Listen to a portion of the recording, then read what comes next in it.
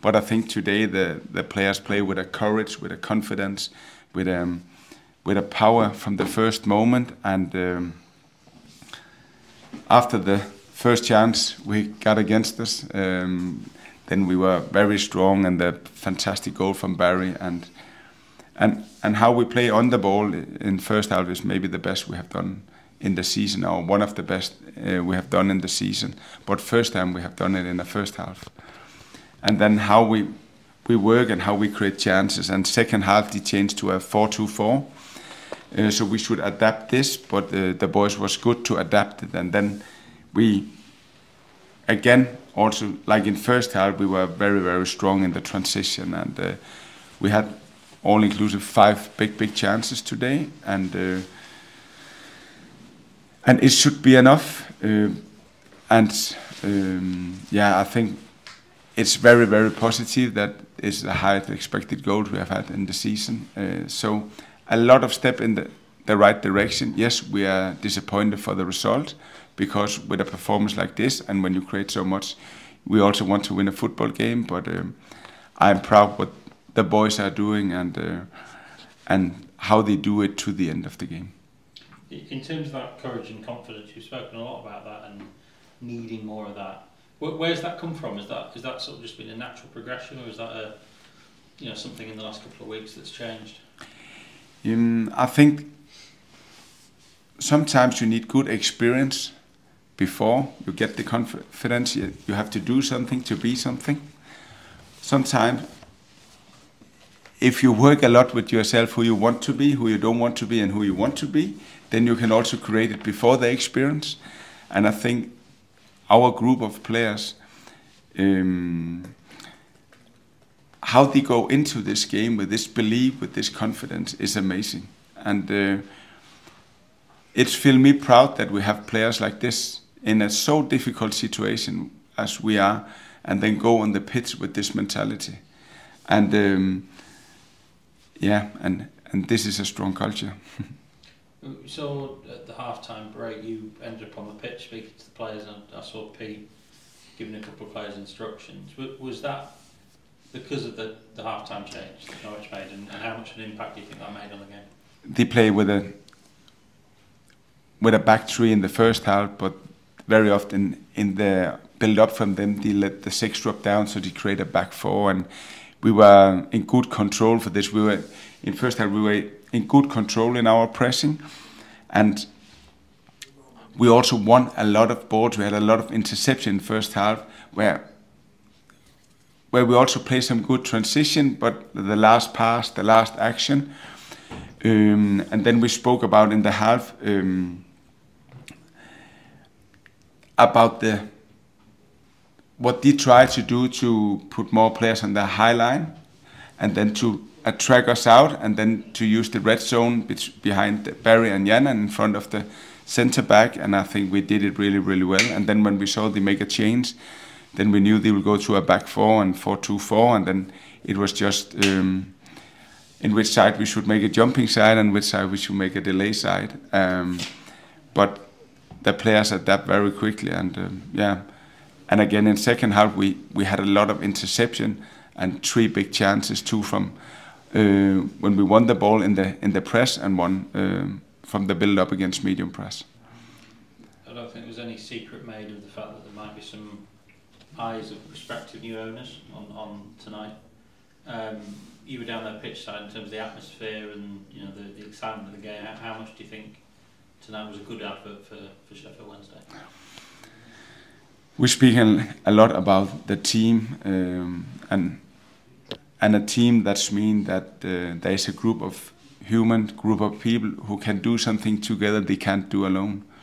And I think again tonight our team was our best player, and they show this togetherness. They show that if everyone know that the team is more important than themselves, just put ego away, but just give from an open heart and do all what you can, then the boys did that in a great way today.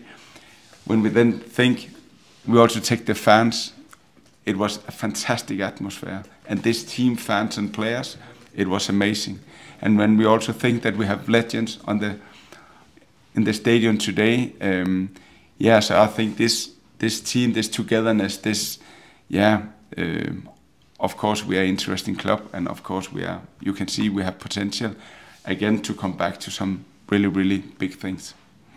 In terms of negotiations with the EFL to try and get some free agents in it, you hearing anything's been moved on in that? I was interested to know how many players, is sort of realistic in terms. In the moment, I wait for answer from Chris to what we can do specific.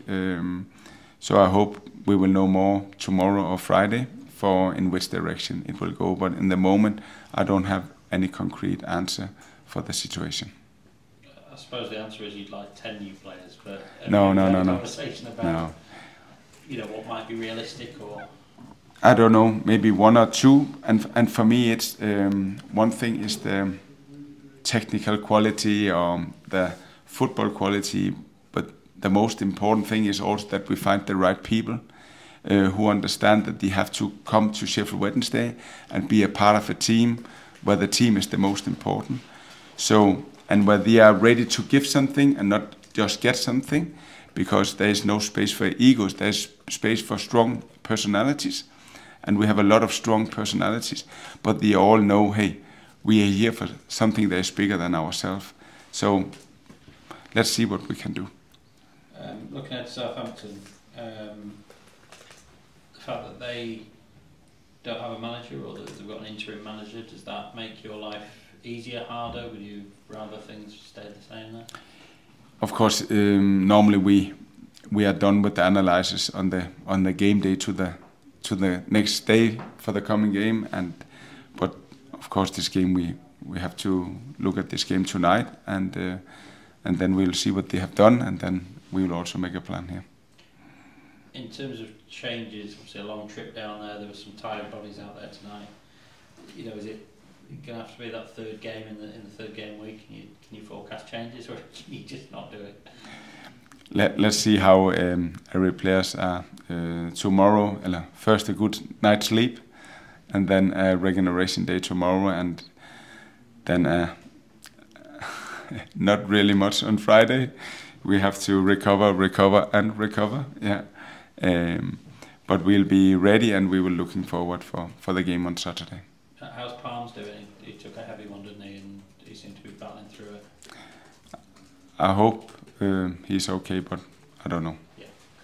Okay. And lastly, apologies if I've missed this, but Chalobah, what's the latest on him? I think still it will take 3-4 weeks before he's that he will be back again. What actually is the issue? He has some scanning, I think tomorrow, and then we'll know in which speed we can do everything, but I still think it will be 3 to 4 weeks. Is it, what is the injury? I don't know. He has, in his calf, he has in his groin, and so let's see after the scanning how it's looked like. I'm looking forward that he'll be back again. Thanks, sir. And Henry, the front three rotated really well, especially in the first half, worked really hard. How do you sort of strike the balance between that hard work, the defensive side you talked about with EK the other day, and then being fresh and ready to take the chances when they come their way? I think all strikers in top-level football today has to work in both directions, and the same for our strikers.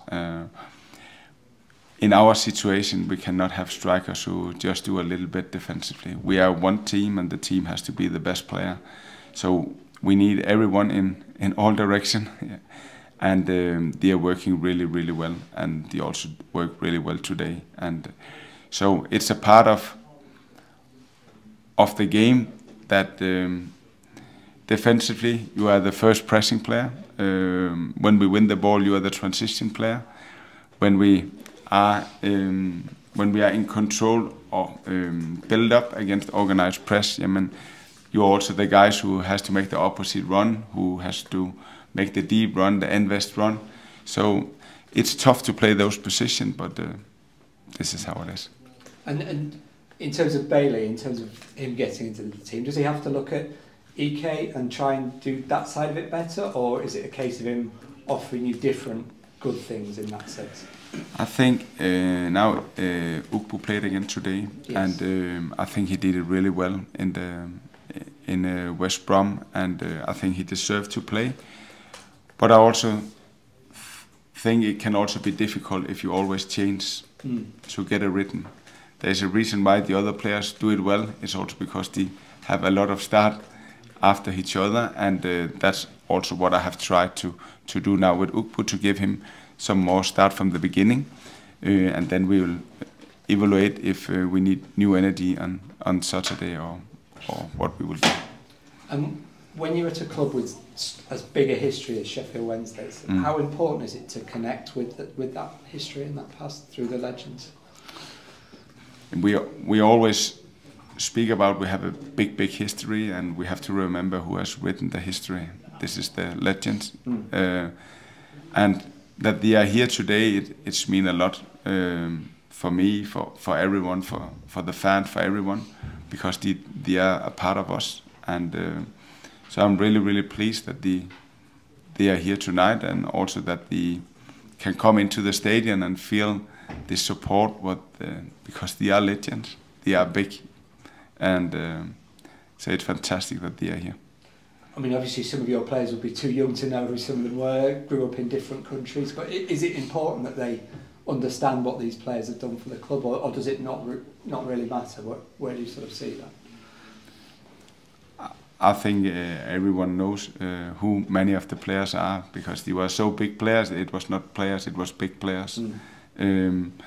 So I think they all appreciate a lot that they are here, and yeah, it's just fantastic that they are coming, and that we are all together. And just final one for me. Obviously, it's been a big effort this week. It always is when you have 3 games in a week. But the fact that you've got the international break coming, does that just help you to just push the lads for one last 90 minutes of effort, and then they've got a couple of weeks to recover? Some of them, anyway. Saturday will be all out, and then they need rest afterwards, and then we have a period now from Sheffield United, and then to January, where it's full power, and of course here we need to rotate more than we have done now, where we have 4 or 5 weeks national team break, 4 or 5 week national team break. So it will be the next phases, and let's see what we can do here.